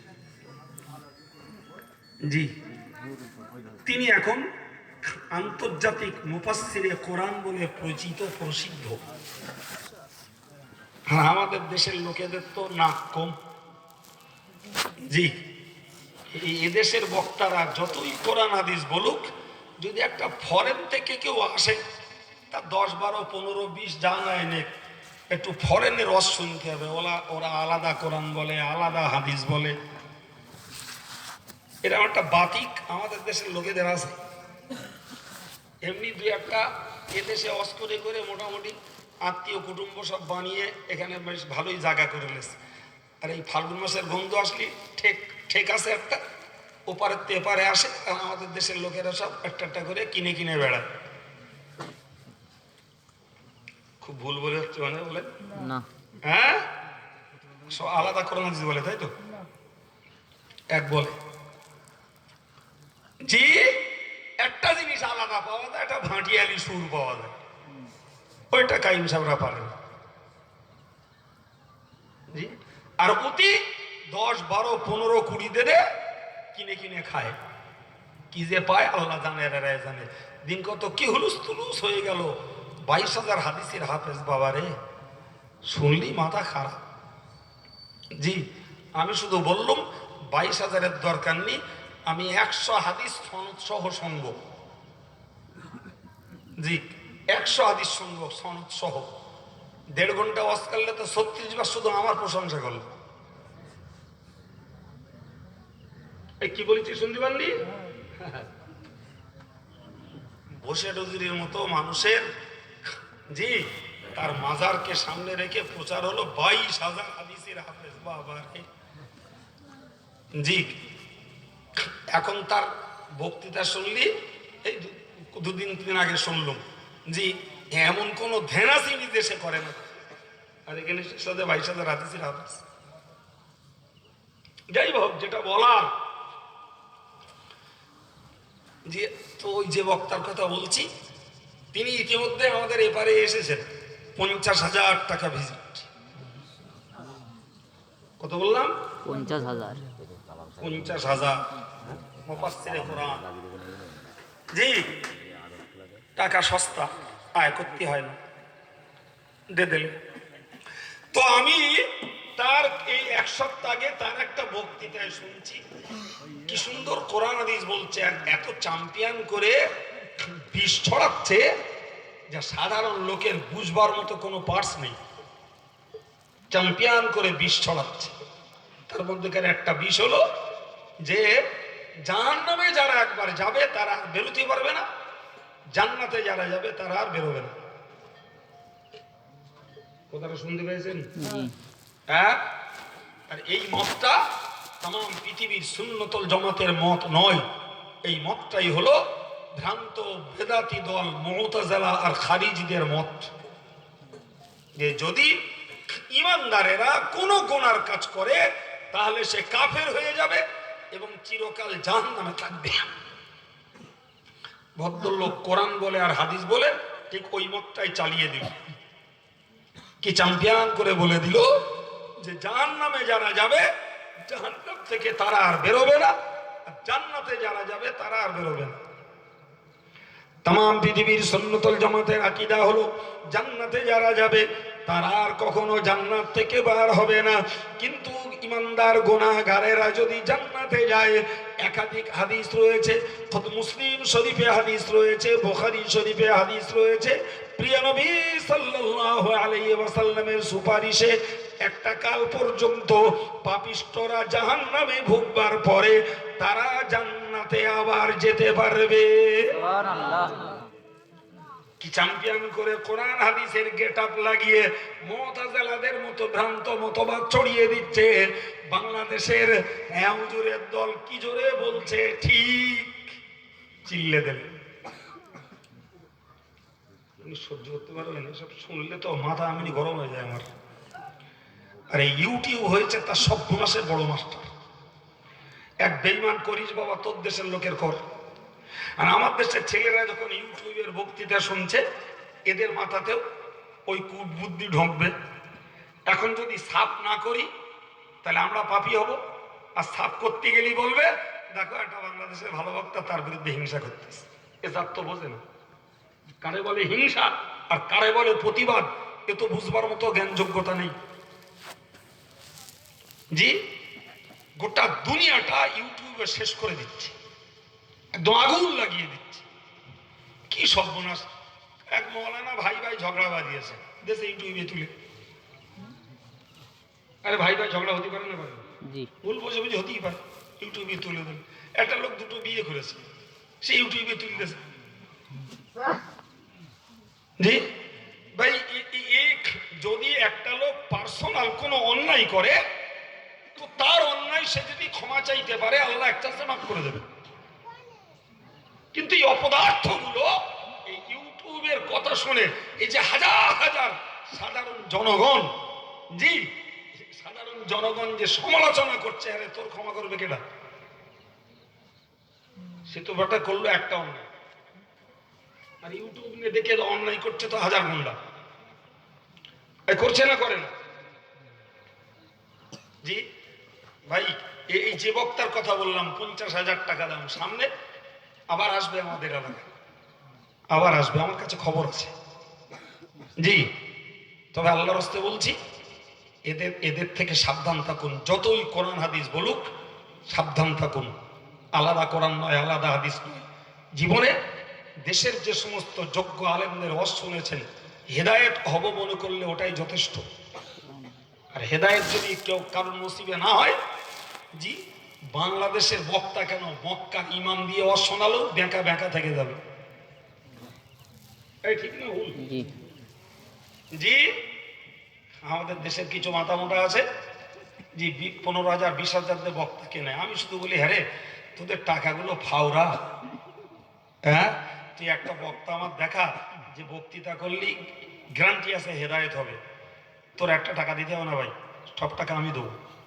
তবে আমার দাবি, আমাদের এলাকার ছেলেরা যারা নামাজ পড়ে না, সুদ খায়, ঘুষ খায়, তাস খেলে, জোয়া পেটে, যে মেয়েগুলো বেপরদায় ঘুরে, যারা গালিগালাজ করে, যে কাল থেকে যেন সব সেরে যায়। তুমি 10-20 কেন 5 লাখ টাকা নিয়ে আমি দেবো। সারা জীবন কবরে শুয়ে শুয়ে এই সমস্ত মানুষের আমলে সওয়াব পাবো। গ্যারান্টি আছে বাবারা? না। কথা বলেন। তাহলে কোন আনকন্ট্যাক্টেবল সাধারণ বক্তার বক্তৃতাতেও হেদায়েতের যেমন গ্যারান্টি নেই, 15,000 20,000 টাকা দামের লেভেল সাঁটা বক্তার ও বক্তৃতায় হেদায়েতের কোনো গ্যারান্টি নেই।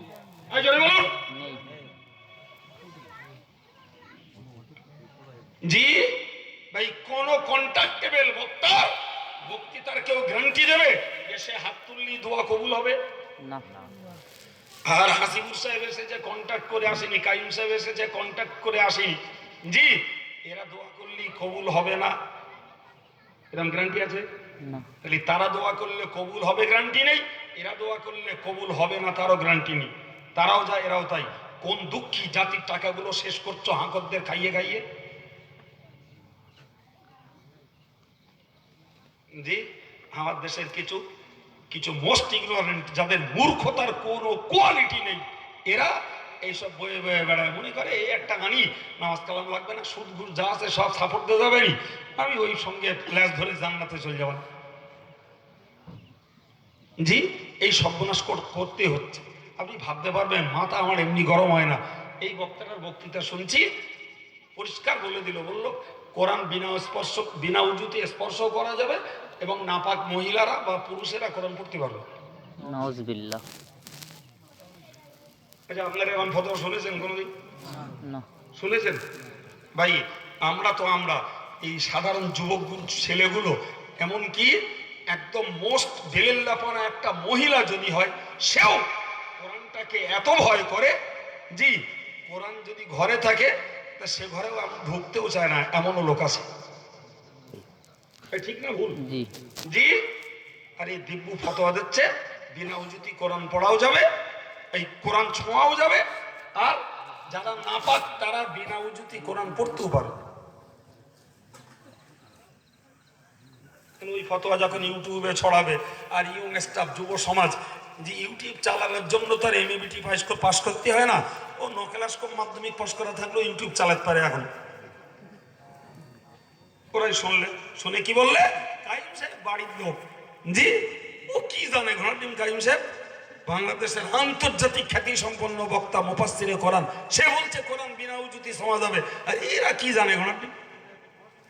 খেল শুরু হবে না হবে না? জি কথা বলেন জি হবে। ভাইরা আমার, তো আমি আপনাদেরকে কথার পৃষ্ঠে কথা যে বললাম, কি বলতেছিলাম মনে রাখুন, যে কাফের যারা এরা চির জাহান্নাম, তাই বলতেছিলেন না? জি আর ইমানদার গুনাহগারেরা যদি বিনা তওবায় মরে তাহলে এরা জাহান্নামে যাবে। প্রিয় নবীর সুপারিশে হয়তো একদিন আবার আল্লাহ তাদেরকে জান্নাত দান করবেন। সুবহানাল্লাহ। জি ভাইরা আমার, মনে রেখে দিন, আমি ইমানদার গুনাহগারদের কাছে নিবেদন রেখে বলবো, কাফেরদের জন্য চির জাহান্নাম, কিন্তু ইমানদার গুনাহগারদের জন্য রয়েছে একদিন সুপারিশের বিনিময়ে মুক্তি। ভাইরা আমার, তাহলে আমাদেরকে মনে রাখতে হবে যদি জীবনে গুনাহ যদি জড়িয়ে ফেলি আর তওবা যদি না করতে পারি, তওবার মৌকা যদি না আসে, তওবার সুযোগ যদি না আসে, তাহলে মনে রাখতে হবে আমাকে তো নিষ্কই পেয়াতে উম্মতে মুহাম্মাদি বলে ছাড়া হবে না বাবা। অনেকে মনে করে আমরা উম্মতে মুহাম্মাদি একদিন হড়িয়ে ঠিক জান্নাতে যাব। আবার দুই একটা আছে এরকম বলে ওরে লেলে সবাই যদি জান্নাতে যাবে তো জাহান্নামে যাবে কেডা? ওটাও তো আল্লাহ তৈরি করে। জি বলে না ভাই?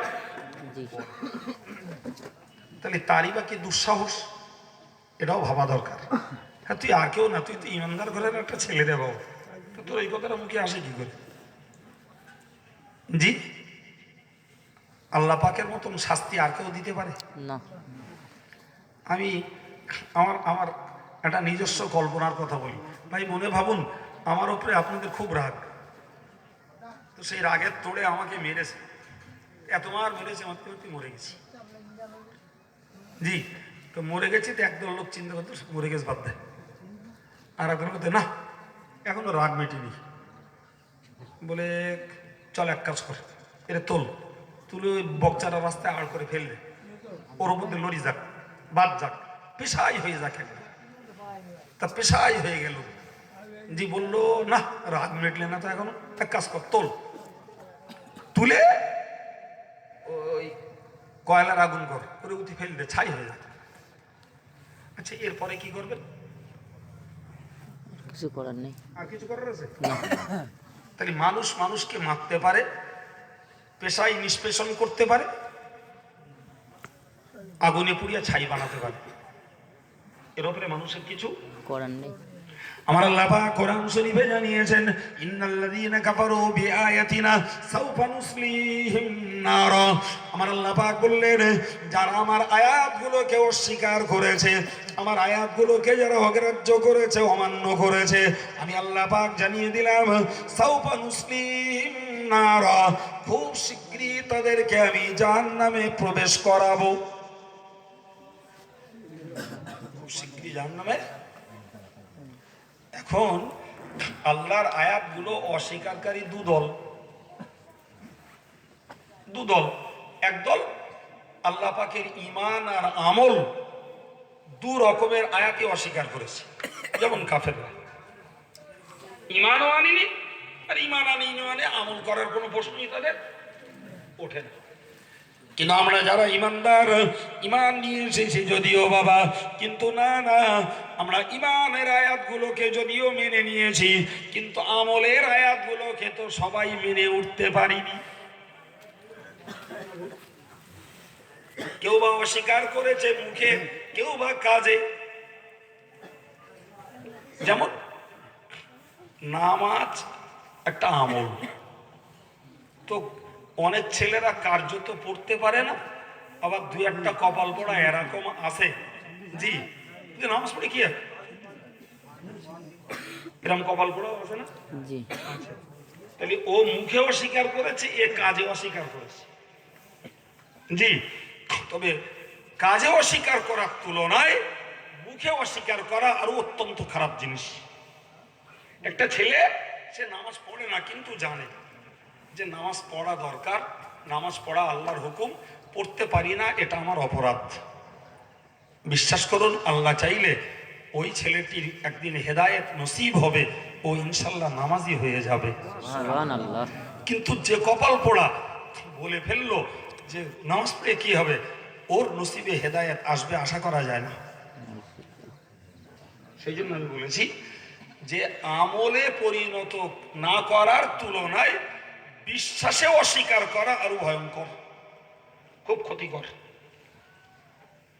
দেখেন না ভাই, এটা বাস্তবে ঘটে, সব জায়গায় ঘটে। মনে ভাবুন, আমি এই বকচড়ার রাস্তা দিয়ে একদিন দিনের বেলা যাচ্ছি, দিনের বেলা, তা আমি সবাইকে না চিনলেও প্রচুর যুবক ছেলেরা আমাকে চেনে। জি। তো মনে করুন ওর মধ্যকার দুটো ছেলে, তারা বিড়ি অথবা সিগারেট কিছু খাচ্ছে না, দুটোই আমারে চেনে। তো একটা আমারে দেখে ওরা ফেল দিয়েছে, আর ফেলে দিয়ে ওরে বলছে, বলে ওই সে কাইম সাহেব আসতেছে। ধুর, আল্লাহর ভয় করেন আর কাইম সাহেব ভয় করতে বলে না, বলে না। জি। বিশ্বাস করুন, ওই যে ছেলেটা কাইম সাহেবকে দেখে বিড়িটাকে ফেলে দিয়েছে, ভাই ও বলো কাইম সাহেবের ভয় করেনি? বলো, কাইম সাহেবের এই খোলসটার, এই কঙ্কালটার, এই খাঁচাটার কোনো দাম নেই বাবা। এর ভিতরে আল্লাহ পাক যে কোরআন দিয়েছে, যে হাদিস দিয়েছে, যে শরীয়ত সম্মত জ্ঞান দিয়েছে, মর্যাদা তো অ্যাকচুয়াল মানুষ দেয় ওইটার, ঠিক না ভুল? এ খাঁচার কি দাম আছে? এ তো আজকে বললি কালকে পোষণশীল হতে পারে, আর আল্লাহ হেফাজত করলে হেফাজত হতে পারে, কিন্তু অ্যাকচুয়াল এর ভিতরে যে কোরআন হাদিস আর শরীয়তের জ্ঞান রয়েছে, মানুষের কাছে ভক্তি মহব্বত আর মর্যাদা তো ওই কোরআন হাদিস আর শরীয়তের টানে, ঠিক না বাবা? যে ছেলেটা ওই বিড়িটাকে ফেলে দিয়েছে, ও বলো অ্যাকচুয়াল কাইম সাহেবকে ভয় করেনি, বরং ও বলো কোরআন হাদিসের মর্যাদা দিয়েছে। ফলে ওই ছেলেটার নসিবে আল্লাহ চাইলে হেদায়েত এসে যাবে। কিন্তু যে কপাল পোড়া, যে বলল কাইম সাহেব ভয় করিনি আর আল্লাহর ভয় করিনি আর কাইম সাহেব ভয় করছে, ওর কপালে হেদায়েত আসার সম্ভাবনা নেই। কারণ ওরে তুই আল্লাহর ভয় করবি রে বাবা, তো আল্লাহর ভয়টা জানতে যে আলেমের কাছ থেকে শুনবি, আল্লাহকে চিনতে যে আলেমের কাছ থেকে জ্ঞানটা নিবি, সে আলেমের প্রতি তোর পূর্ণ মর্যাদা আর ভক্তি তো আগে থাকা দরকার। থোড়াই তুই আল্লাহকে চিনবি, চেনা যায় কোশ্চিন কালেও না। জি, তুমি এমএবিটি পাস করবে, আগে তুমি মাস্টারটাকে মর্যাদা দাও, মাস্টারের প্রতি ভক্তি মহব্বত রাখো, যে বইটা থেকে জ্ঞান নেবে সে বইটার প্রতি তুমি মহব্বত ঢালো, তবে তো তোমার জ্ঞানটা হবে। তোমার বইয়ের প্রতি ভুরুক্ষেপ নি, মাস্টার মশাইয়ের প্রতি তোমার মহব্বত নি, তুমি মহাপণ্ডিত হবে? তো হয়ে হলো জীবনে ইতিহাস না, হয়নি ভাই। জি, সুতরাং মনে রাখুন, আমি যেটা বলতে যে আর একটা উদাহরণ বাড়িয়ে দিলাম, আমি বলতে চাইছিলাম যে কাফেররা ইমানি আয়াতগুলোকে অস্বীকার করেছে, আর ইমানদারেরা ইমানের আয়াত মেনে নিয়েছে, আমলের আয়াতকে অস্বীকার করেছে, তবে কেউ কাজে কেউ মুখে। জি ভাইরা আমার, মনে রেখে দিন, যারা মুখে অস্বীকার করেছে এদের ঈমানটাও নষ্ট হয়ে যাবে, সুতরাং ওদের শাস্তিও কাফেরের মতো। শুনতে পেয়েছেন কি বলেছি? মারাত্মক কথা। যারা মুখে অস্বীকার করেছে এদের ঈমানটাও নষ্ট হয়ে যাবে, সুতরাং ওদের শাস্তিও কাফেরের মতো হবে।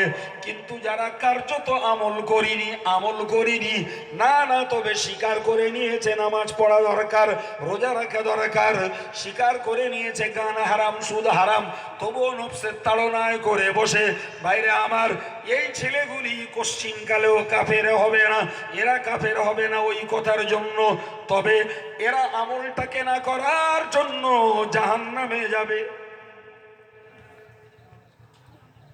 কিন্তু যে কপাল পোড়া বলেছে সুদ হারাম মানলাম না, গান হারাম মানলাম না, অথবা এ জমানায় অত সুদ দেখতে গেলেই চলে না, বাইরে আমার ওর ঈমানটাই ধ্বংস হবে। সুতরাং কাফের যেমন ইমানের আয়াতকে অস্বীকার করেছে, মুসলমানের ঘরের কেউ যদি ভাই ইসলামের কোনো ফরজ হুকুমকে লঙ্ঘন করে, ইচ্ছা করে অস্বীকার করে, আর কোনো হারাম জিনিসকে যদি ইচ্ছা করি সে যদি জায়েজ মনে করে, তাহলে তার ইমানটা নষ্ট হবে। কিন্তু যে বেচারা বিশ্বাস করে নিয়েছে, আমল করতে পারেনি, তার ইমান নষ্ট হবে না। সে জাহান্নামে গেলেও একদিন নবীর সুপারিশে জান্নাত তার নসিবে জুটবে। সুবহানাল্লাহ। আমার আল্লাহ উভয়ের ক্ষেত্রে বলেছেন, শোনো, সাউফা নুসলিহিম নার, খুব শীঘ্রই আমি তাদেরকে জাহান্নামে দেব। খুব শীঘ্রই মানে মৃত্যুর পরে। কবরে জাহান্নামের শাস্তি, আর বিচার অন্তে অরিজিনাল জাহান্নাম। তাই তো নাকি? হ্যাঁ, কবরে বদকারদেরকে জাহান্নাম থেকে সুড়ঙ্গ কাটা হবে, জাহান্নামের উত্তাপ আর দুর্গন্ধ কবরে চলতে থাকবে। আর নেককারদের জন্য জান্নাত থেকে জানালা দেওয়া হবে, স্নিগ্ধ হাওয়া আর খুশবু তার কবরে চলতে থাকবে। চূড়ান্ত জায়গা কিয়ামতের বিচারের পর, মানে অরিজিনাল জান্নাত আর অরিজিনাল জাহান্নাম, এটা তার আবহাওয়া। আল্লাহ বললেন, আমি জাহান্নাম দেব। কুল্লামা নাদিজাত জুলুদুহুম বাদদালনাহুম জুলুদান গায়রাহা। মহান আল্লাহ পাক কোরআন শরীফে জানিয়েছেন, কুল্লামা নাদিজাত জুলুদুহুম, জাহান্নামে জ্বলার বিনিময়ে, যাদের জাহান্নামে জ্বলার বিনিময়ে তাদের গোশত চামড়া পচবে, গোশতে চামড়া পুড়বে, সব গলে ছড়ে যাবে। বাদদালনাহুম জুলুদান গায়রাহা, আমি আল্লাহ পাক এক মুহূর্তের ভিতরে আবার তাদের দেহের চামড়া পরিবর্তন করে দেব। অর্থাৎ ভাইরা আমার, বারে বারে আল্লাহ পরিবর্তন করে দেবেন না, বরং নির্দেশ দিয়ে রাখবেন, যে নির্দেশের ফলস্বরূপ একবার পুড়বে একবার গড়বে, একবার পুড়বে একবার গড়বে। আমার আল্লাহ পাক জানিয়েছেন, লিয়াযুকুল আযাব, যাতে করে তারা এই শাস্তির স্বাদটা নিত্য চাকতে পারে। নিত্য চাকরি। তাজা জীবনে আগুন দিলে যেমন জ্বালা, ছটফট, কাতরানি, পুড়ে যাবে আবার গড়বে, সেই তাজা শাস্তি আবার। আমি বলেছিলাম আপনাদের মনে পড়া উচিত, যে আমার উপরে রাগ থাকলে মারতে পারেন, আমাকে পেশাই করতে পারেন, আমাকে পুড়িয়ে ছাই বানিয়ে দিতে পারেন, এরপরে মানুষের আর কিছুই করার নেই, করার নেই, করার নেই। কিন্তু আল্লাহর কাছে যদি অপরাধী সাব্যস্ত হয়ে যায়, বাবা না না, আমার আল্লাহ তো একবার পুড়ে গেলেই তো ছেড়ে দেবে না, ছেড়ে দেবে না, বরং পোড়ার গড়ার খেলা চলতে থাকবে। সুতরাং মানুষের শাস্তি তো তুচ্ছ, আল্লাহ পাকের এই যে অবধারিত অবিরাম শাস্তি, এ শাস্তি তো ইমানদার গুনাহগারেরাও জাহান্নামে পেতে থাকবে। তবে একদিন নাজাতের ওসিলা হবে, সে যে কত কোটি বছর পরে আল্লাহ ভালো জানেন। আর কাফেরেরা তো ওই শাস্তি ভোগ করবে অনন্তকাল। দেখেন না ভাই, জি, আমরা মোটর বাইক চাপি, ডিপার লাইট আছে, ওই চুনি লাইট গুলো মাঝে মাঝে দেখি, জি, এমন সিস্টেমে তৈরি, একবার চলছে একবার নিচ্ছে, ঠিক না ভুল? এতে যদি ইলেকট্রিশিয়ান যারা, এরা যদি এমন সিস্টেমের বাল্ব, এমন সিস্টেমের লাইট যদি বানাতে পারে, যে একটা সুইচই দেওয়া, তাতেই জ্বলছে তাতেই নিচ্ছে, তো মানুষ করেছে। হ্যাঁ বাবা, যদি মানুষ যদি এই সিস্টেমের লাইট তৈরি করতে পারে, যা আমাদের কাছে অ্যাভেলেবেল, যে কেউ জানি, বিশ্বাস করুন, আমি এর আগে কখনো এক একটা সবাই বলেছি, জি, এই প্রথম প্রথম যখন চুনি লাইট ব্যবহার শুরু হয়, জি, আমি একদিন একটা জলসায় যাচ্ছি, সেদিন প্রথম আমার নজরে পড়েছে, ওই গেটে ওইরকম করে দিয়ে রেখেছে, তা দেখছি জ্বলছে লিফটে। তখন টাইম খুব সংকীর্ণ, ব্যস্ত চলে গেছি সবাই। তা আমার মনে বলেছে ওখানে বোধহয় বসে কেউ সুইচ অন করছে আর অফ করছে। রাত 1:30টার দিকে ফিরছি, ফাঁকা শুনশান, তখন গেটের কাছেও কেউ নেই, সেদিকে ওইরকম হচ্ছে। আমি সে কি, তখন ওইরকম হচ্ছিল, এখন ওইরকম হচ্ছে, কেউ নিত এখানে?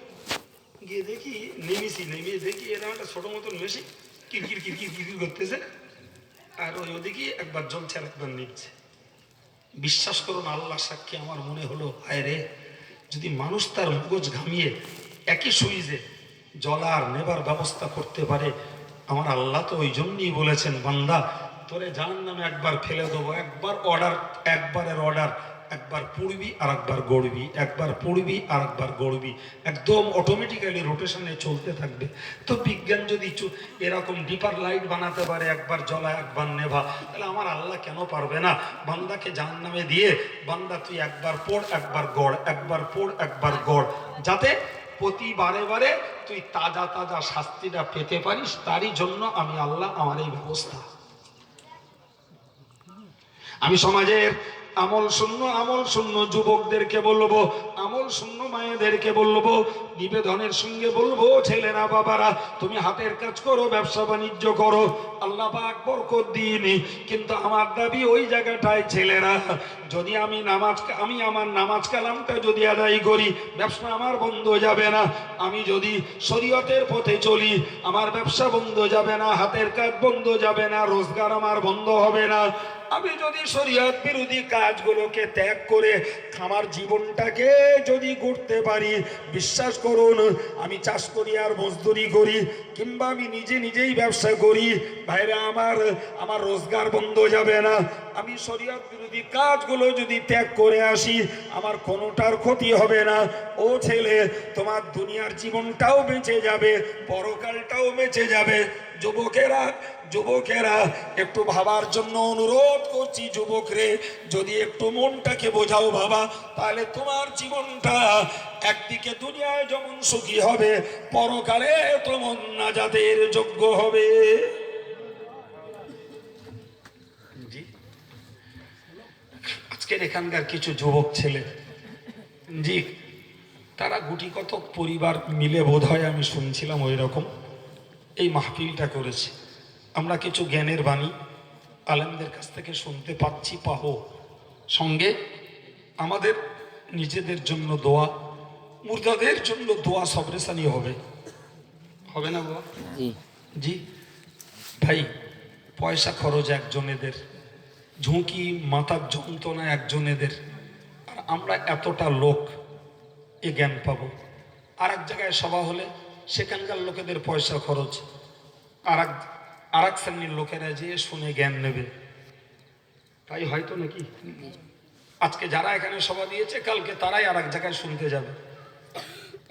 তো যদি আমরা এই সভা দেই আর শুনি, এর ভিতর দিয়ে যে জ্ঞানটা লাভ হয়, সেটা যদি আমরা একটু এই কথাগুলো শুনে বুঝে মূল্যায়ন করে যদি কাজে লাগাতে পারি, বিশ্বাস করুন সত্যিকারের এই জলসাই আমাদের নাজাতের ওসিলা হয়ে দাঁড়াবে ইনশাআল্লাহ।